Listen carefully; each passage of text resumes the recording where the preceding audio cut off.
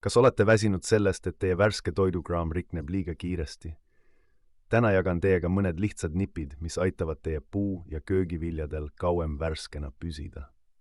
Esimene samm on investeerida õhukindlatesse hoiukonteineritesse, millel on õhuavad, et tagada õige niiskustase.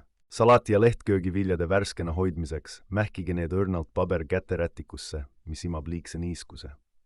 Juurviljadel eemaldage kohe pärast ostmist lehed, sest need jätkavad niiskuse imemist ja põhjustavad kiiremat riknemist.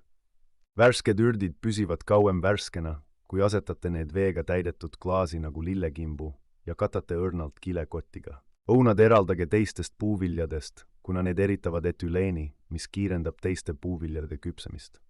Tomaateid hoidke toatemperatuuril, vältides otsest päikesevalgust ja asetage need alati vars allapoole. Banaanide säilivusaja pikendamiseks mähkige kobarast eraldamata banaanide varred toidukilesse. Marjad säilivad kauem, kui asetate need ühekihiliselt paberkäterätikule ja pesete alles vahetult enne tarvitamist. Ja lõpuks veenduge, et teie külmiku temperatuur oleks õige. Umbes 4 kraadi Celsiust on ideaalne enamiku puu- ja köögiviljade säilitamiseks.